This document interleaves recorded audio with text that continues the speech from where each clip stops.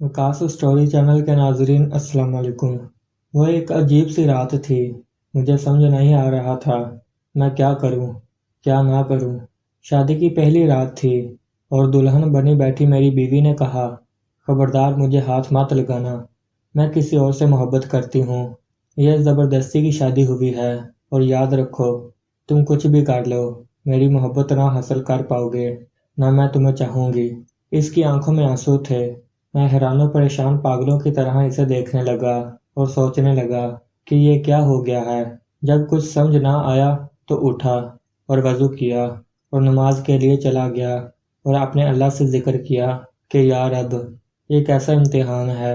माशरे का डर, ख़ानदान वालों का डर। मैं एक मिडिल क्लास फैमिली से ताल्लुक़ रखता हूँ और ऐसी ऊंच नीच पर हमारे यहाँ इज़्ज़त का जुलूस निकल जाता है। मुख्तलिफ सोचें आ जा रही थीं कि अगर ये सुबह घर गई और वापस ना आई तो मेरी इज़्ज़त का क्या होगा। क्या पता ये अपने घर में ये ही ना कह दे कि ये नामर्द है, इससे शादी ख़त्म करवा दो। मैंने इससे बात करना चाही मगर दिल नहीं माना। मेरा क्या कि मैं इसकी मिन्नत करूं। मैं सो गया। अगर किसी और से मोहब्बत थी तो निकाह के लिए हाँ ही ना करती या मुझे ही बता देती, मैं इससे रिश्ता ख़त्म कर देता। मेरी ज़िंदगी ख़राब तो ना होती। मैं शादी पर सारी जमा पूंजी लगा चुका था। सुबह वो अपने घर चली गई, कोई बात नहीं हुई। 3 दिन तक कोई हलचल नहीं हुई। 3 दिन बाद इसकी अम्मी की कॉल आई तो मैं लेने चला गया। मैंने वहाँ भी कोई बात नहीं की। वो रात को फ़ोन पर किसी से बातें करती थी, मैंने पूछा तक नहीं। मैंने इस सारे वक्त में बस एक बार पूछा था कि तलाक चाहिए, इसने कहा नहीं। इसका फ़ोन पर जो इश्क था इसका मुझे कोई मतलब नहीं था। 7 माह ऐसे ही गुजर गए। एक दिन इसने पूछा, एक बात पूछूं? मैंने कहा पूछ लो। इसने कहा, क्या आपको मुझे देखकर तलब नहीं होती?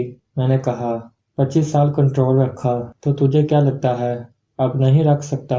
मगर आज बात कुछ और थी। मेरे दोस्त ने मुझसे कहा कि तुम्हारी बीवी किसी और मर्द के साथ किसी होटल में बैठी थी। मुझे आज इस पर गुस्सा आ रहा था। मैंने इसकी इज्जत रखी, उसने मेरी इज्जत ना रखी। मैं घर की तरफ चल दिया, इसको आवाज़ दी और एक ऐसा ज़ोरदार थप्पड़ मारा कि मेरी उंगलियां इसके मुंह पर छप गई। इसको कहा, अब तुम अपने घर जाओ और आज से मेरी तरफ से आज़ाद हो। तलाक चाहिए हो तो कह देना, मगर मेरे साथ मेरे घर में नहीं रह सकती। वो औरत आज भी अपने घर है। तलाक नहीं मांगी इसने।